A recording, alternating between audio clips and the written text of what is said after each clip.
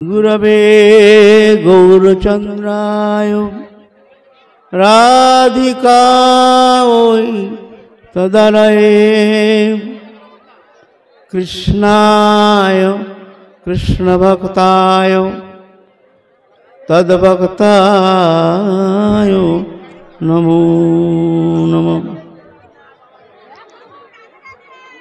जय रूप सनातन भट्ट रघुनाथ श्रीजीव गोपाल भट्ट दास रघुनाथ। এই ছয় গোসার করি চরণ বন্দন, যাহা হইতে বিঘ্ননার অভীষ্ট পূরণ। বাঞ্ছা কল্পতরুভ্যশ্চ কৃপা সিন্ধুভ্যেব চ পতিতানাং পাবনেভ্যো বৈষ্ণবেভ্যো নমো নমো।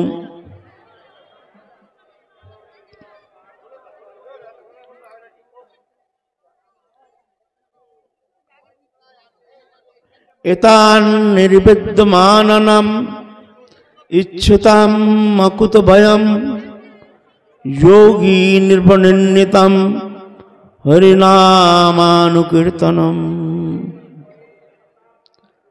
শ্রীমদ্ ভাগবত মহাপুরাণ জীবের পরম মঙ্গল সাধনের জন্য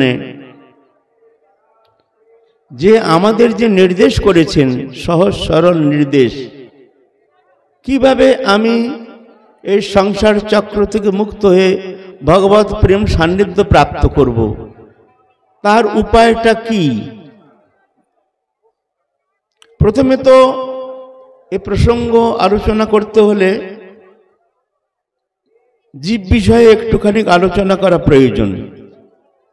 ভগবান বলছেন সমহং সর্বভূতেষু ন মে দেশস্তি ন প্রিয় যে ভজন্তি তে মাং ভক্তা ময়িতে তেষু চাপ্যহম।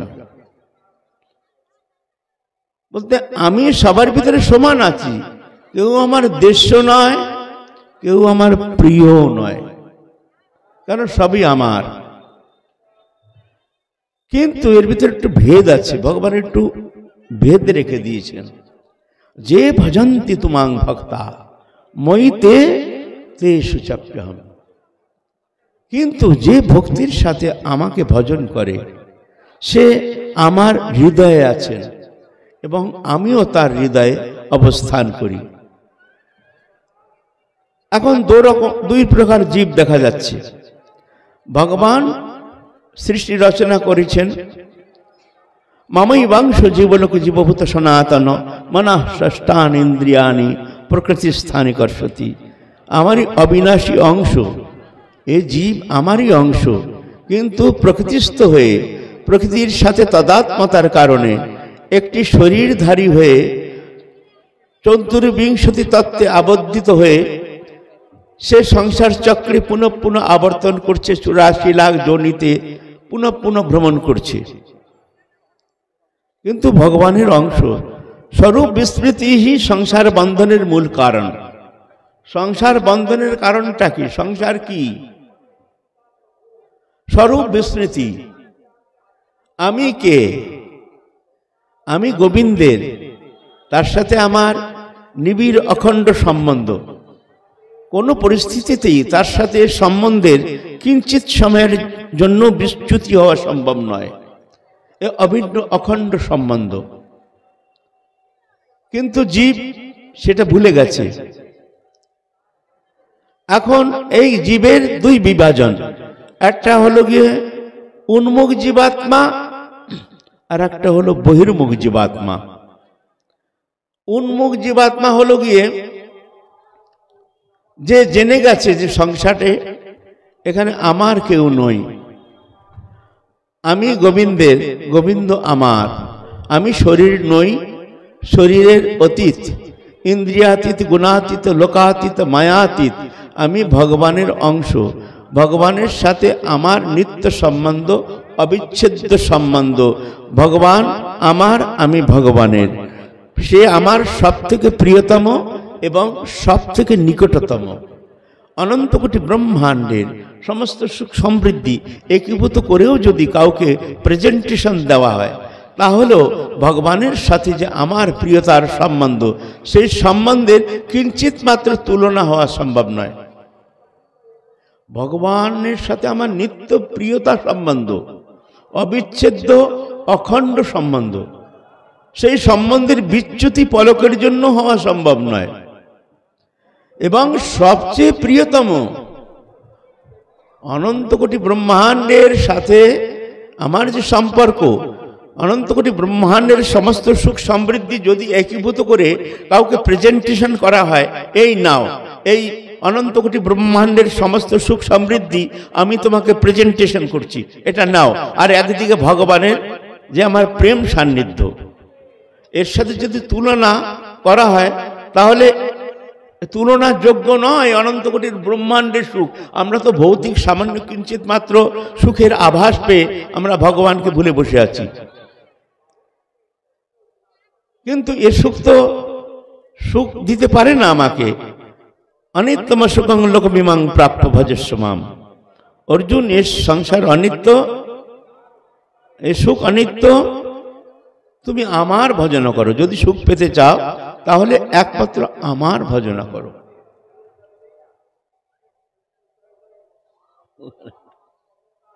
হ্যাঁ, তো দুই প্রকার জীব, এক হলো উন্মুখ জীবাত্মা, এক হলো বহির্মুখ জীবাত্মা।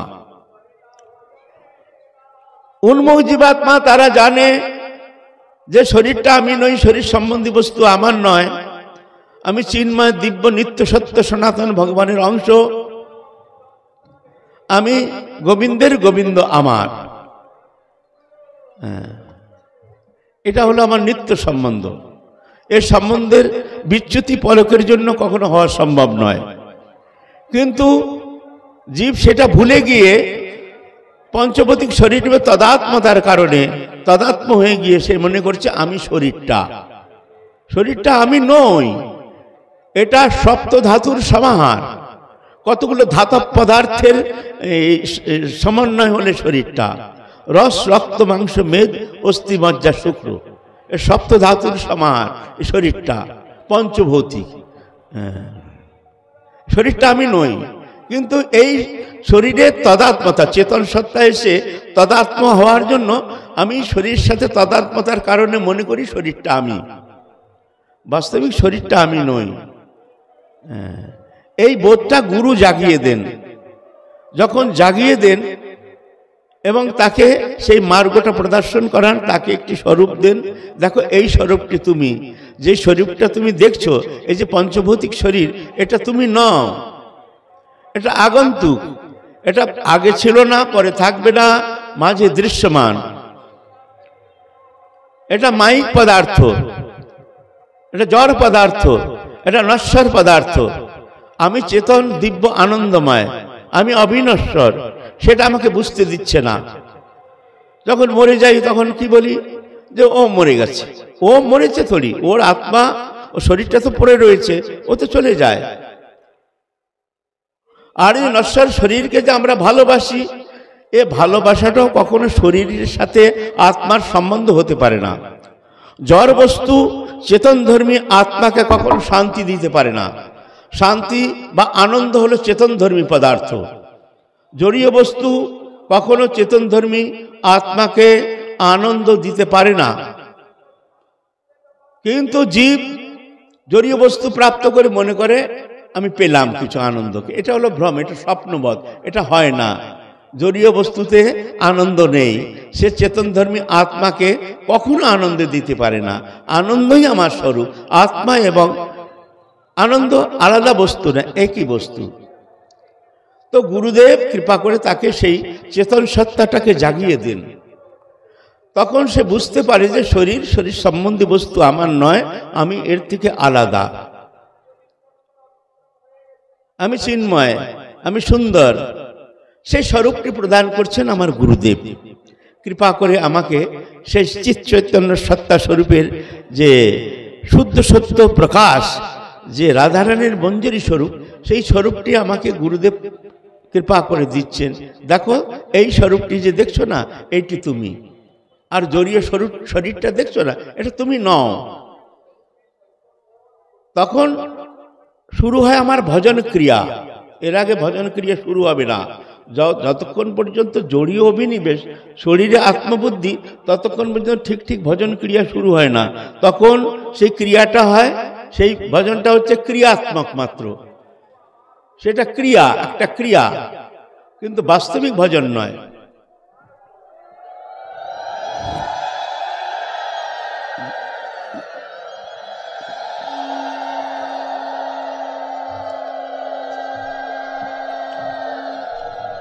তারপরে যখন এখন এই যে সাধন পদ্ধতি, এই পদ্ধতিটাকে যদি আমাকে ঠিক ঠিকভাবে সেই স্বরূপে যেতে হয়, তাহলে কিন্তু ক্রিয়া আছে।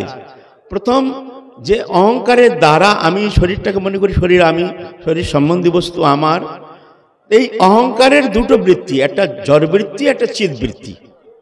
জড়বৃত্তি হলো শরীরটা আমি আর শরীর সম্বন্ধী বস্তু আমার, এটা অহংকারের জড়বৃত্তি। যতক্ষণ পর্যন্ত এই জড়বৃত্তিতে আমার অভিনিবেশ থাকবে, ততক্ষণ পর্যন্ত সংসার থেকে মুক্তির কোনো সম্ভাবনা দেখা যাবে না। ততক্ষণ পর্যন্ত তাকে সংসার চক্রে পুনঃ পুনঃ আবর্তিত হতে হবে। এর বৃত্তিটাকে নিয়ে যেতে হবে চিৎবৃত্তিতে।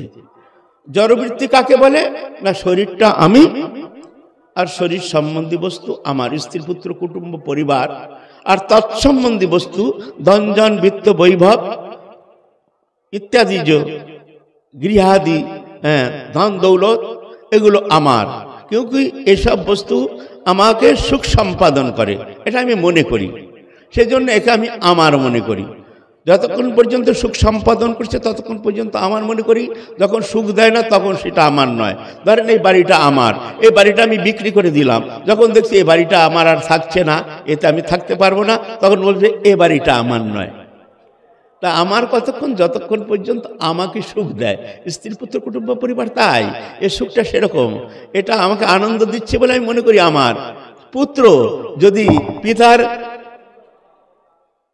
পিতাকে সুখ সম্পাদন না করে, পিতার কথা মতো না চলে, বিপরীত ধর্মী হয়ে যায়, বিপরীত ক্রিয়া দেখা যায়, পিতাকে বিদ্বেষ করে, পিতার সুখের জন্য কোনো রকম চেষ্টা নেই, স্বতন্ত্র হয়ে যায়, তখন পিতা বলে ও ছেলে আমার নয়, কেন ও ছেলে আমাকে সুখ দিচ্ছে না। হ্যাঁ, তো এটা আগন্তুক সম্বন্ধ ছিল না। আর যদি আপনাকে সত্যি ভালোবাসে তাহলে এর সম্বন্ধ হয় না, কেন একদিন ও আপনাকে ছেড়ে চলে যাবে, তা না হলে একদিন আপনি ওকে ছেড়ে চলে যাবেন। এখানে আলাদা হতেই হবে, এটা মিথ্যা, এটা আগন্তুক সম্বন্ধ, এটা নিত্য নয়।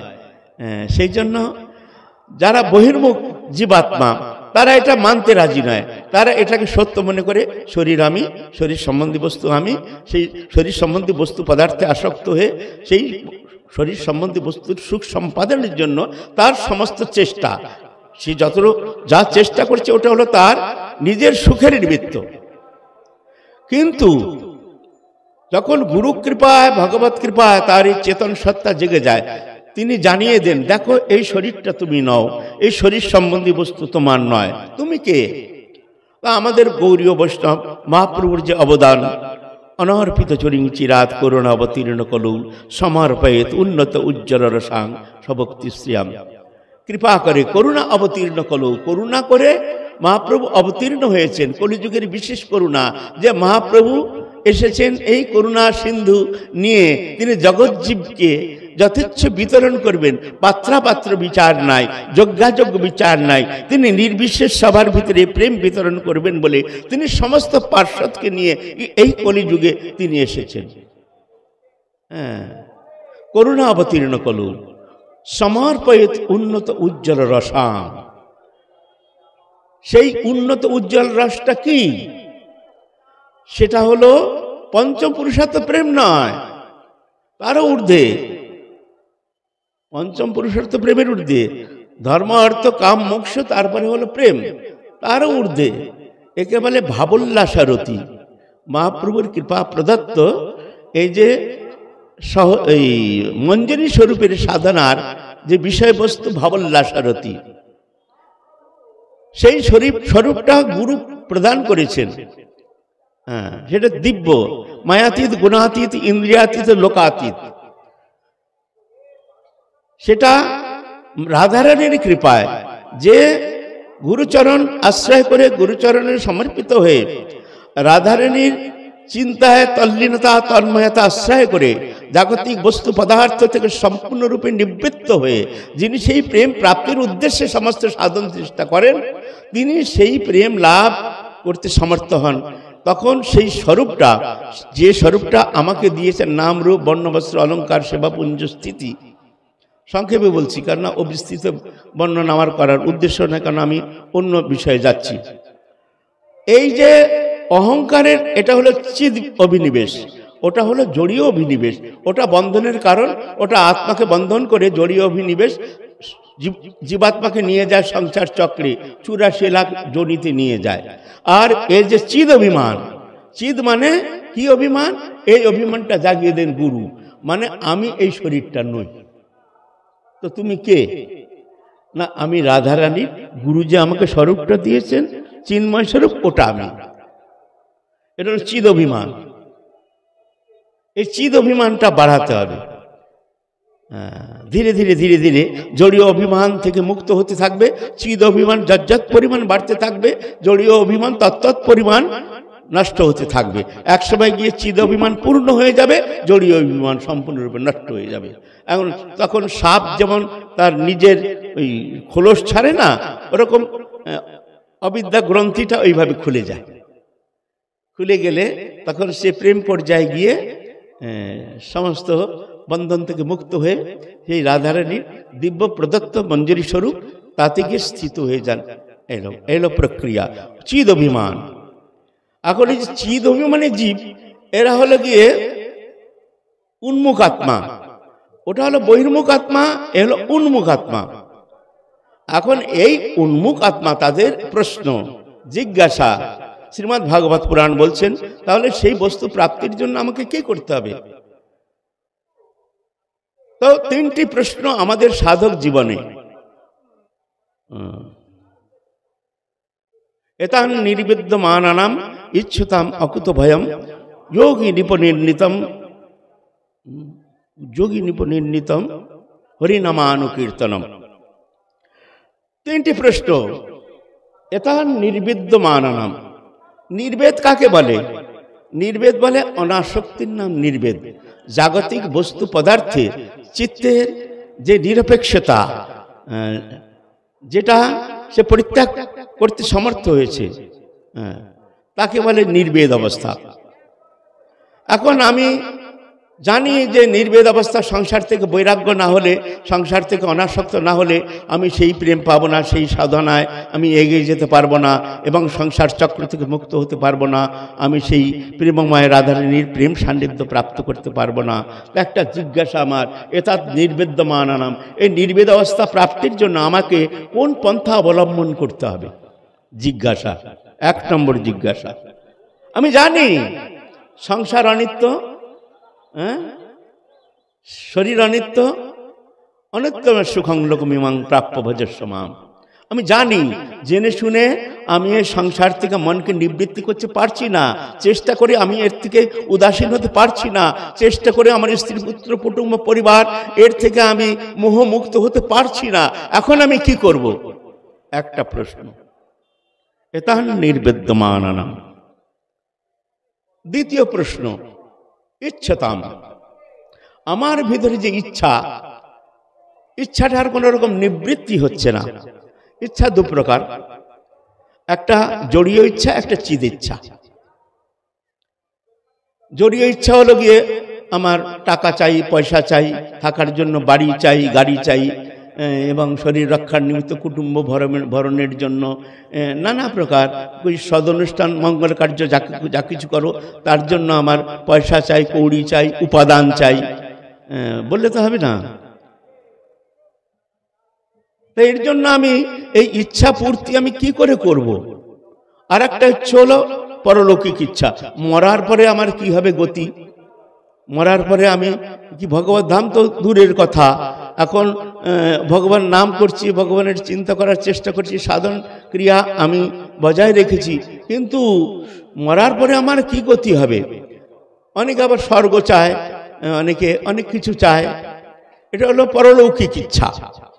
তো দুটো ইচ্ছাই আমার ভিতরে রয়েছে, একটা লৌকিক ইচ্ছা, টাকা পয়সা ধন দৌলত বৃত্ত বৈভব আদি, পুত্র কন্যা আদি, এনাদের জন্য শিক্ষার জন্য, এদের বিবাহের জন্য পয়সা চাই, কৌড়ি চাই, সব ইচ্ছা লৌকিক ইচ্ছা চাই।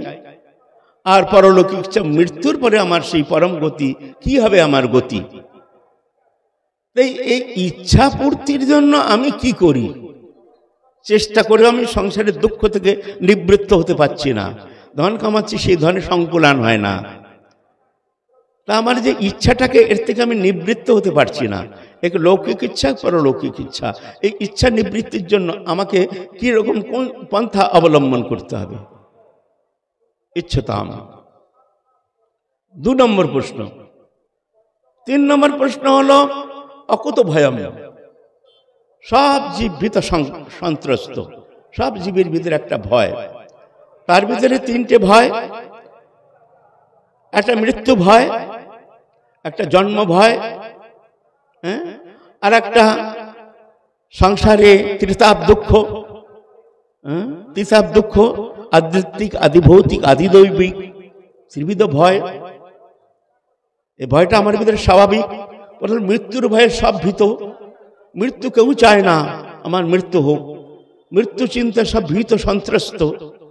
তারপরে মাতৃজঠর যদি মূল্যায়নে, বা মাতৃজঠ, যতক্ষণ পর্যন্ত আমার ভগবত প্রাপ্তি না হচ্ছে, যতক্ষণ পর্যন্ত আমি সেই প্রেম প্রাপ্তি না করছি, যতক্ষণ পর্যন্ত আমার এই জড় চেতন গ্রন্থি থেকে আমি মুক্ত না হচ্ছি, ততক্ষণ পর্যন্ত এই পুনঃ পুনঃ আবর্তন থেকে মুক্ত হতে পারবে না।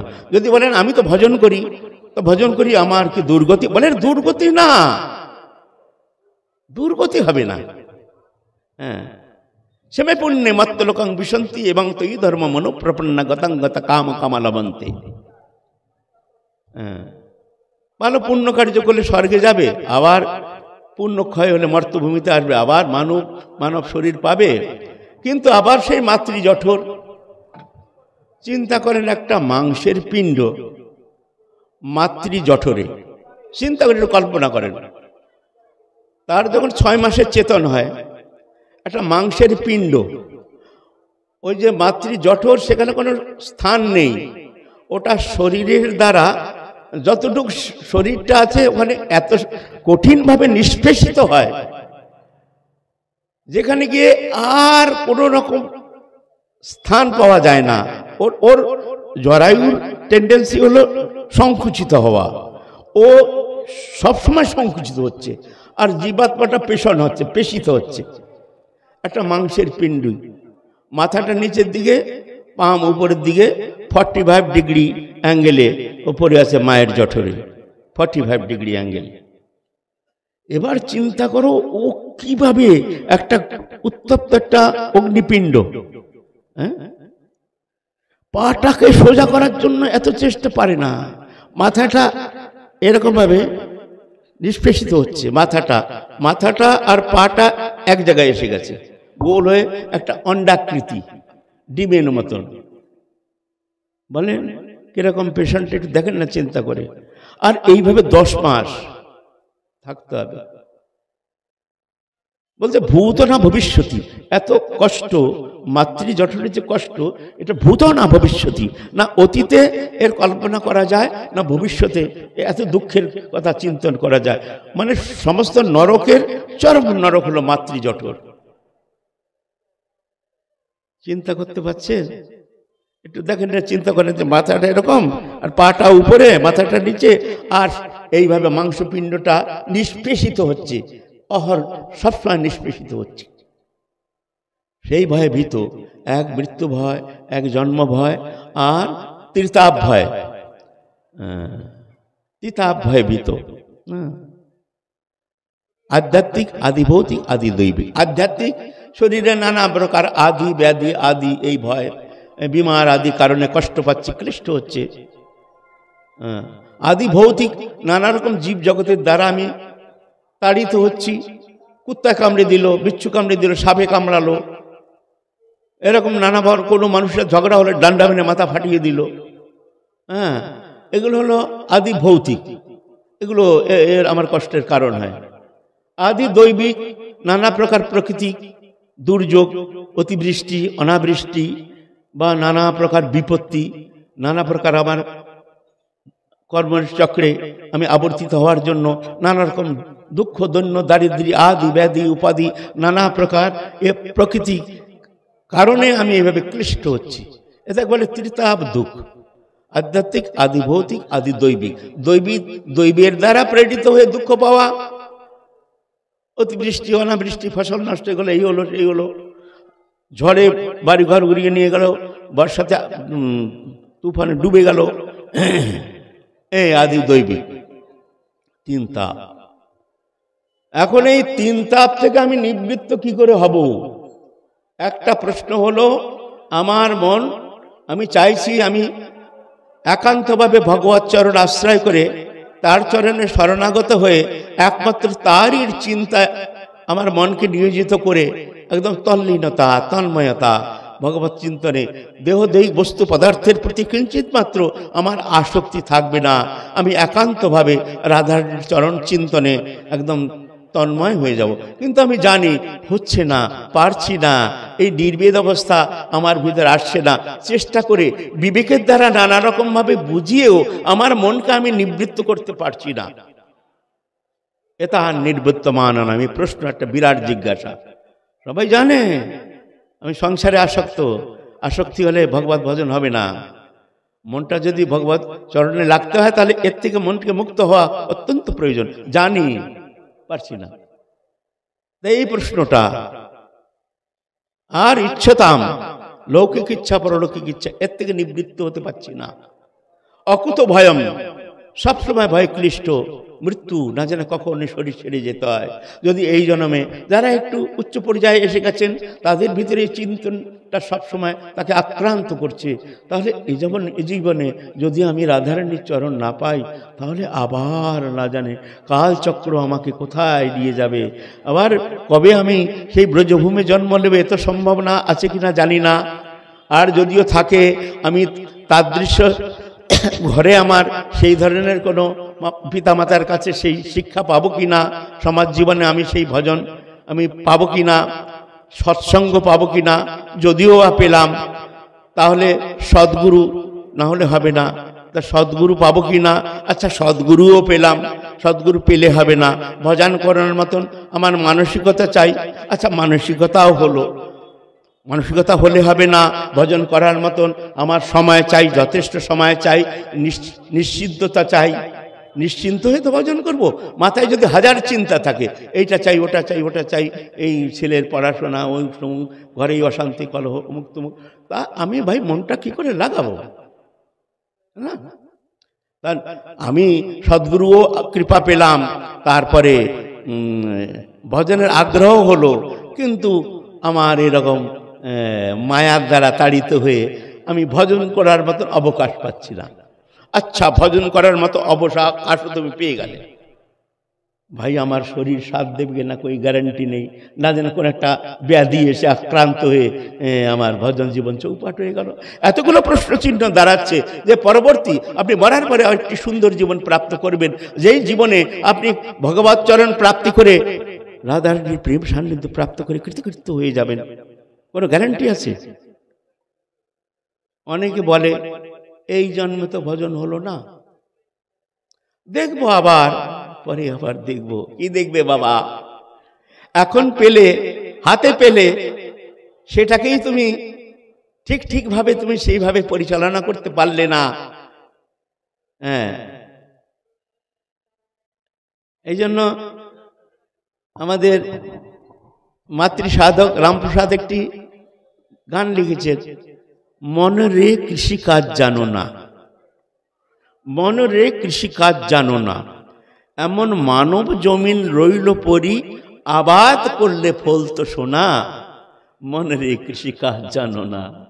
এই মানব শরীরটা ভগবানের কৃপা প্রদত্ত, ভগবান যে আমার প্রতি কৃপা করে তিনি যে আমাকে মানব তনুটা দিয়েছেন, শরীরটা দিয়েছেন, এটাই সবচেয়ে কৃপা।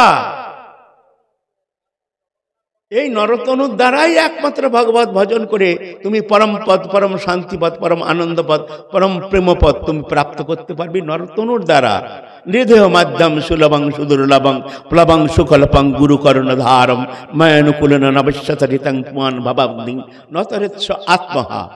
এমন মানব তনু পেয়ে যে ভবসাগর থেকে পার হওয়ার জন্য চেষ্টা না করে, গুরুচরণ শরণ নিয়ে গুরু পদাশ্রয় প্রাপ্ত হয়ে যে গুরুচরণ সমর্পিত হয়ে ভজন না করে, বলে সে আত্মহত্যাকারী। নিদহ এই শরীরই একমাত্র নৌকা, নাও। যেমন সমুদ্র পার হতে গেলে নাও চাই, তেমনি ভাবে ভবসাগর। ভব মানে সংস্কৃত শব্দে ভব শব্দের মানে হলো বন হও, মানে কি হও, কুত্তা হও, বিল্লি হও, গাধা হও, শুয়োর হও, বনতে থাকো। এরকম জন্ম নাও, মৃত্যু হয়, মৃত্যু হবে, আবার জন্ম নাও। এই জন্য এটাকে বলছে ভবসাগর। এই ভবসাগর পার হতে গেলে একমাত্র মানব তনুই একমাত্র আশ্রয়। আর এমন মানব তনু রইল পরে, এই শরীরটাকে যদি আমি ভগবত ভজনে লাগাই তাহলে অমৃত ফল ফলবে। এটা যদি ভোগে লাগাই তো বিষ পয়দা করবে, হ্যাঁ, বিষাক্ত হয়ে যাবে। আর একে যদি যোগে লাগাই তো অমৃত ফল প্রদান করবে। তাই মাতৃ সাধক রাম বলছেন যে এমন মানব শরীর পড়ে রইল, তুমি খেতি কর, কিষান, তুমি খেতি করা জানো না, এই শরীরটাই মাধ্যম। এই শরীরটা ভোগে লাগাও তো এটা অনর্থ পয়দা করবে, তোমাকে নরকে নিয়ে যাবে। এই শরীরটাকে যদি যোগে লাগাও, এই শরীরই তোমার পরম মিত্র, পরম বান্ধব হয়ে যাবে। শরীরটাই মাধ্যম। এই ইন্দ্রিয়গুলো আমার রয়েছে না, এই ইন্দ্রিয়গুলো যদি ভোগে যায় তাহলে এক এক ইন্দ্রিয় আমার সবচেয়ে শত্রু, দুশ্মন হয়ে আমাকে নষ্ট করবে, মানে আমার আত্মাকে নষ্ট করবে, আমার আত্মাকে সংসার চক্রে আবর্তনে নিয়ে যাবে। আর আমি অনধিকালের জন্য সেই পুনঃ পুনঃ আবর্তনের জন্য তৈরি হয়ে সংসার চক্রে আবর্তিত হব। এই ইন্দ্রিয় আমার,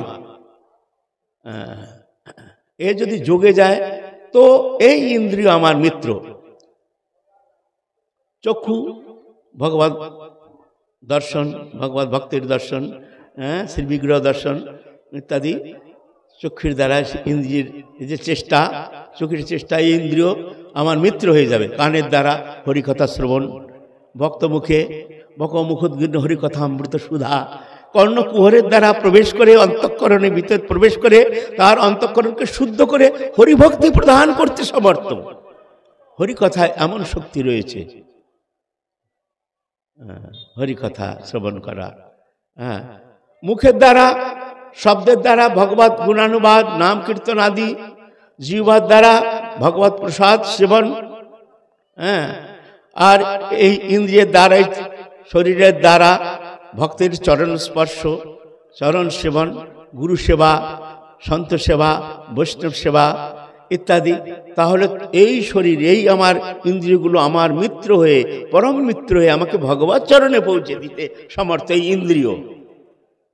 আর যদি ভোগে যায় তো রোগ পয়দা করবে, শোক পয়দা করবে, আর অন্তিম সময় নিয়ে যাবে সংসার চক্রে, হ্যাঁ না?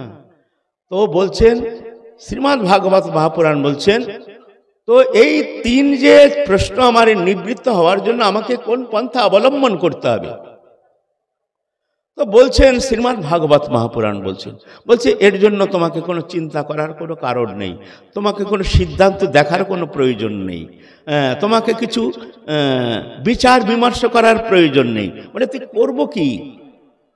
বলছে এটা নির্ণীতম। নির্ণীতম মানে হলো গিয়ে পাস্ট টেন্স, অতীতকাল, মানে এটা নির্ণীত, নির্ণয় হয়ে গেছে। এ তিন প্রকার বিষয় তোমার যে প্রশ্নটা, এই প্রশ্ন থেকে নিবৃত্ত হওয়ার জন্য এর উপায় স্বরূপ শ্রীমদ্ ভাগবতে নির্ণীত হয়ে গেছে। নির্ণীতম বলে কি নির্ণয় হয়েছে? বলুন বলুন। হরি নামানুকীর্তনম, হরের নাম হরের নাম হরের নামৈব কেবলম, কলৌ নাস্তেইব নাস্তেইব নাস্তেইব নাস্তেইব গতিরন্যতা। কেবল হরিনাম, কেবল হরিনাম, কেবল হরিনাম, হরিনাম করা। মহাপ্রভু আরো সরল করে দিলেন, উঠিতে বসিতে খাইতে শুইতে যথা তথা নাম লয়, দেশকাল নিয়ম নাই সর্বসিদ্ধি হয়। বলছে অত চিন্তা করো না, তোমার মন লাগে না, তোমার তপ তপস্যা কিছু হয় না, কোনো মঙ্গলময় শুভ অনুষ্ঠান কার্য তোমার দ্বারা হয় না। ঠিক আছে, তুমি এক কাজ করো, উঠতে বসতে খেতে শুতে যেখানে সেখানে যেমন ভাবে থাকো, শুধু মুখে হরিনাম করে যাও। ভালো লাগুক চাই না লাগুক, ভালো লাগার বিচার করবে না। যদি ভালো নাও লাগে, তুমি মনে করো যে গোবিন্দ তোমাকে বঞ্চিত করবেন না। একবার যদি গোবিন্দ চরণ শরণ নিয়ে তুমি একবার তার নাম উচ্চারণ করো, গোবিন্দ তোমাকে তার কৃপা থেকে বঞ্চিত করবেন না।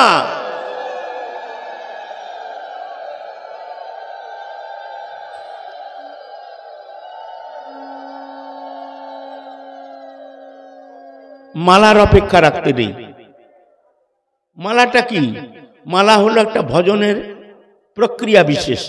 মালাটা দেখবেন আপনারা যখন খালি হাতে চলেন, মালা ঠালা নেই, দেখবেন মুখে নাম হয় না, নাম বন্ধ হয়ে গেছে।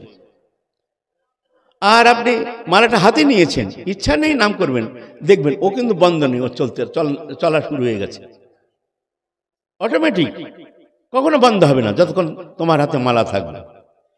আর মালাটা ছেড়ে বসো, দেখুন নাম বন্ধ, মুখ বন্ধ। দেখো একবার, তো মালা হলো একটা প্রক্রিয়া বিশেষ। তার মানে এই নয় মালা না থাকলে আমার ভজন হচ্ছে না বা আমি নামের ফল পাবো না, শাস্ত্রে কিন্তু এরকম বলে না। হ্যাঁ, মালা তো করতেই হবে, কারণ আমার ভজনটা উত্তরোত্তর বাড়ছে কিনা দেখতে হবে, এবং আমার সাধারণত মুখে নাম হয় না, সেই জন্য আমি মালার সহযোগ নেই যাতে আমার নামটা অখণ্ড হতে থাকে। কিন্তু সবসময় তো মালা রাখা সম্ভব নয়।